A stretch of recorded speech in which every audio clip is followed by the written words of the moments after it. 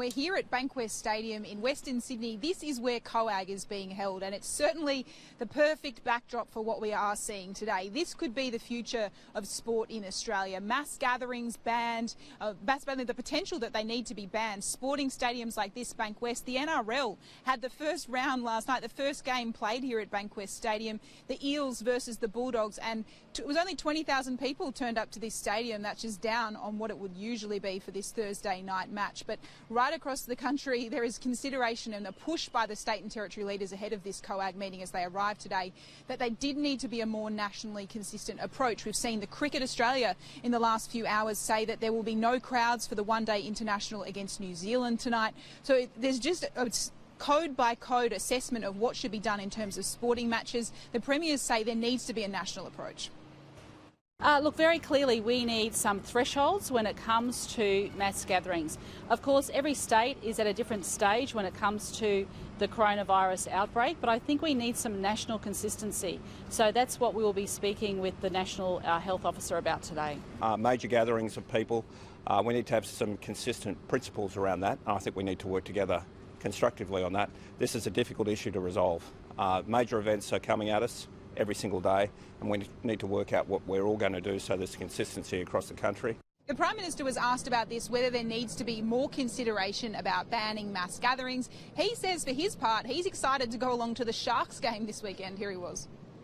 You've been saying life get on as usual. Is that still the advice? Yeah, it is. I'm sorry to say that to the Buddies fans down there at South Juniors this morning, but I'll be out supporting the Sharks on Saturday night. Oh, well, that's your problem.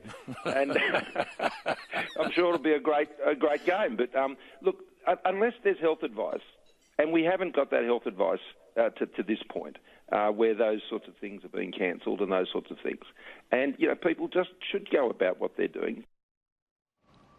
But the Prime Minister's call today saying that he's going to be going to the Sharks on the weekend has come under sharp criticism by at least one Labor MP.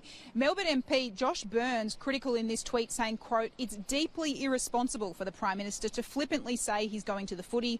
The Grand Prix has rightly been cut off from fans. The PM is making a mistake and it may be very costly." Danica. And Trudy, the Prime Minister wants the states to have their own stimulus packages in response to COVID-19. Yeah, there's no doubt that coronavirus is the top priority at this COAG meeting today. We know yesterday the Prime Minister unveiling the $17.6 billion stimulus package from the federal government going out to small business, but also those cash payments we saw to over 6 million Australians. He wants the states to step up, though, in terms of what they can do, things like tourism. Here he was. Well, today we will be in a position to finalise the health agreement on responding to the coronavirus, and I want to thank all the states and territories for their strong partnership and coming to agreement on that. More broadly, what we're looking for now is, with having the Commonwealth put down, the very significant stimulus package we have for the economy, as well as investing some $2.4 billion in our health system, which includes support for public hospitals. Obviously, the states are now in a position to set out how they will be working to support jobs and to support businesses in their own states. Labor has raised some concerns with the stimulus package that the Prime Minister unveiled yesterday, but the Labor leader upping the ante this morning, saying he wants the Prime Minister to bring forward Parliament, make sure it's sitting next Tuesday to kind of push through this stimulus. Here he was. But it is important that it be done quickly. And that's why this morning I've written to the Prime Minister asking him to recall Parliament next week rather than wait for the week after. Labor will expedite any passage of legislation through both houses of Parliament, and there won't be any procedural issues raised by us.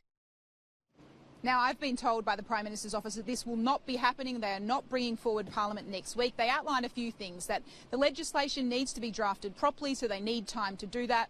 Also, that these measures, the money will not be leaving before the end of March anyway, so bringing forward Parliament is not going to assist in speeding things up. And also that some of these measures, like the instant asset write-off, have already begun. And so bringing forward Parliament, they believe, is just a political tactic by Labor. Danica.